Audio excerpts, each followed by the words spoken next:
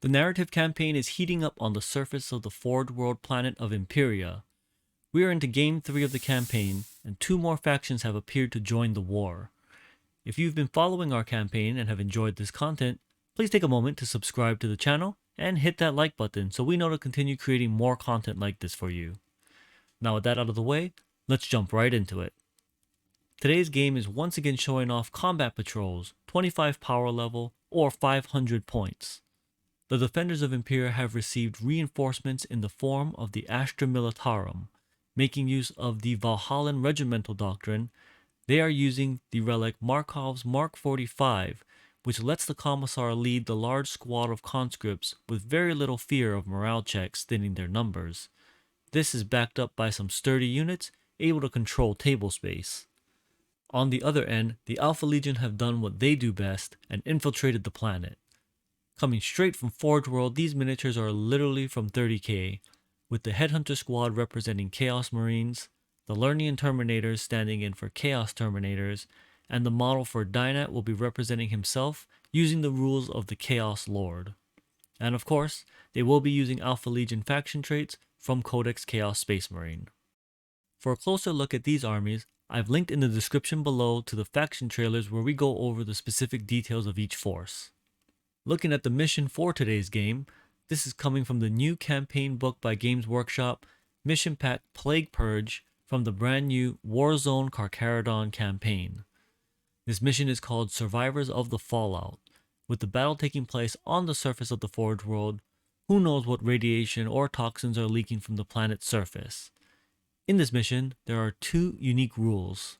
First, if a faction controls an objective marker at the end of their command phase, they will retain control of it, even if their models leave the objective marker. They can only lose these objectives if the other faction takes control of it at the end of any of the subsequent phases. Second, in the center of the table, there is a 9-inch radius for a fallout zone. Ranged attacks that target units within this fallout zone add +1 to the attack's wound rolls. Scoring is very straightforward. At the end of each battle round, each player scores 4 victory points for each objective marker they control. Taking a look at the deployment zones, each site will deploy in the opposite table quarter, and in the center there's the 9-inch fallout zone that we mentioned in the special rules. Also, you can see there are 5 objective markers, 1 on each corner of the fallout zone, and the 5th being right in the center of the table.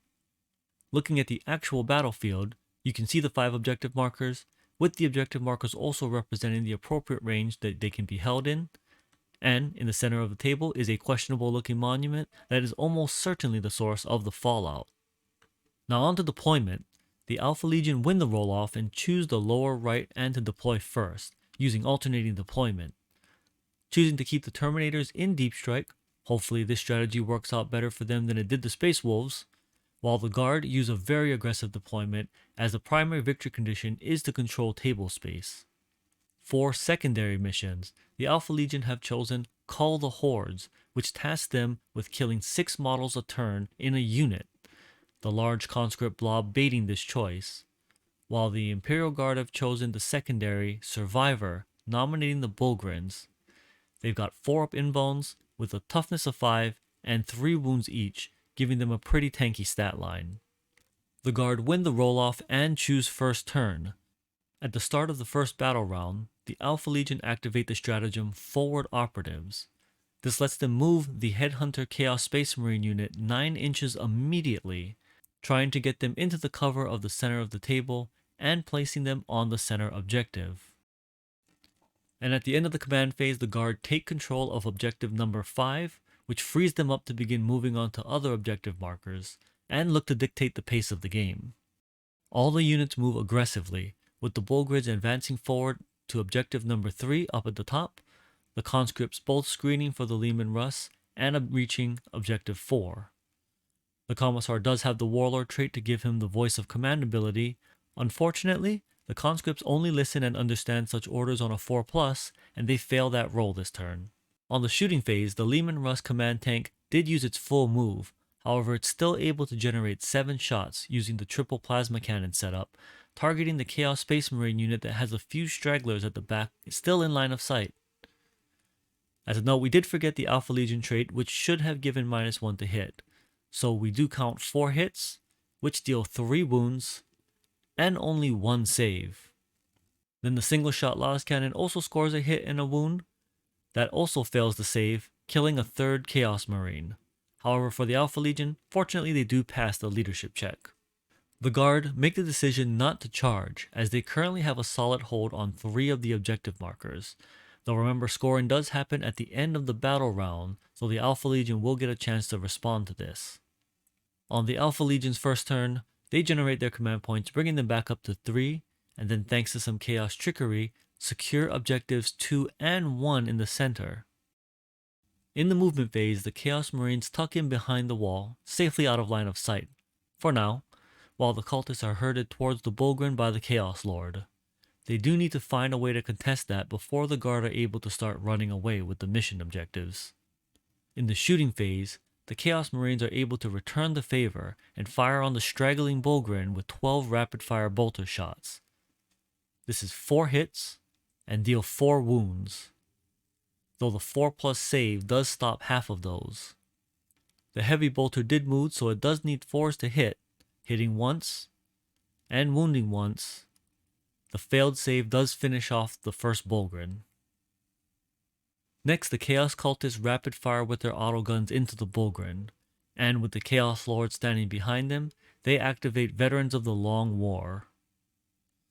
20 shots that need 5s to hit, re-rolling 1s, deals 14 hits. And because of the Fallout plus Veterans of the Long War, this now needs 3s to wound, dealing 11 wounds with the 4-up save. 7 saves are made, but that still deals 4 wounds, killing another Bulgrin and putting 1 wound on the last model in the unit. In the charge phase, the cultists succeed in charging the Bulgrin, but more importantly as a troop unit, they effectively steal Objective 3 from the Bulgrins. Unfortunately, the Chaos Lord does fail his charge, leaving the cultists stranded against a single Bulgrin.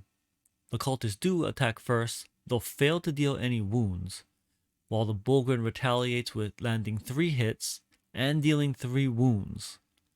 The AP on the Bulgrin's maul doesn't allow for any saves from the cultists, and that's 3 dead cultists. Though luckily for them also, they do pass that leadership test and stay on the objective. And at the end of turn 1, Imperial Guards score 8 for holding 2 objectives, and the Alpha Legion steal the lead with 12. The Imperial Guard begin turn 2 by generating a command point and secure Objective 4 so the conscripts can reposition themselves. Finally, the Bulgrin fall back out of combat, but keeping a toe on Objective 3. In the shooting phase, the Leman Russ opens fire against the cultists, looking to clear them off the objective, generating 9 shots, but only dealing 4 hits, though 4 wounds means 4 dead cultists. The Las Cannon finishing off a 5th. The cultists do fail their morale check, however 1 cultist stays on the battlefield in defiance. The Commissar attempts to have the conscripts use the command "run, run, run" to move again, however another failed roll has the conscript unit stranded in an ineffective spot. With no charges and no other options, the Guard brace themselves for the Alpha Legion turn. The Alpha Legion go back to 3 command points, and all 3 units move to engage the Guard. And at the end of the phase, the Terminators deep strike into the Guard's backfield. Starting with the Chaos Marines, they rapid fire into the conscripts. 12 bolter shots only deal 5 hits, but land 4 wounds. 1 save means 3 dead conscripts.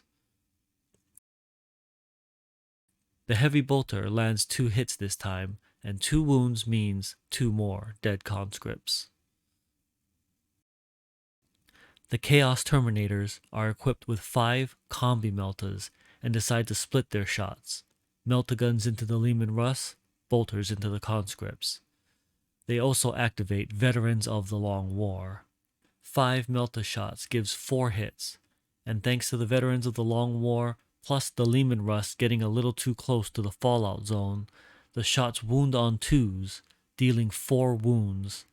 Because of the AP-4 on the Melta guns, the Leman Russ is not allowed any saves. Rolling for damage, the Melta guns deal 12 points, which is the exact amount needed to destroy the Russ. And while there's no explosion, this is still a huge blow to the Imperial Guard. Next, 5 rapid-fire shots into the conscripts, hitting on 4s since they fired both parts of the combi weapon. 5 hits and 5 wounds. Only 1 save means 4 dead conscripts. The Terminators then spend the last 2 command points they have, and praying to Slaanesh, activate Endless Cacophony. Targeting the Meltaguns into the now open Commissar, the Meltagun does 3 hits and 2 wounds, but 2 invulnerable save means the Emperor protects. In the charge phase, the Chaos Lord Dynat makes his charge into the Bulgrin, and since he gets to attack first, 5 attacks with a Thunderhammer against a single Bulgrin is just too much to defend against. Even with a command point reroll trying to save its life, the Bulgrin is struck down. With the Bulgrin dead, the Chaos Lord holds Objective 3, and the Chaos Marines have a foot on Objective 5. That's 4 objectives in the control of the Alpha Legion, bringing the score Imperial Guard 12, Alpha Legion 28. In turn 3, the Commissar does what he can with what he has left. He successfully orders the conscripts with first rank fire, second rank fire, for an impressive 44 rapid fire shots into the Chaos Marines. However, their ancient power armor sees only 2 Chaos Marines fall. In response, the Chaos Marines mercilessly gun down the conscripts, and then finally charge into them, slaying all but 2. The Commissar is blessed by the Emperor, as his invulnerable saves see him through the battle, but he knows his life is not worth throwing away for conscripts. He retreats from the battlefield to report this treachery back to High Command, and he will return, with more bodies and tanks that are willing to die for the Emperor. This game is a major victory for the Alpha Legion.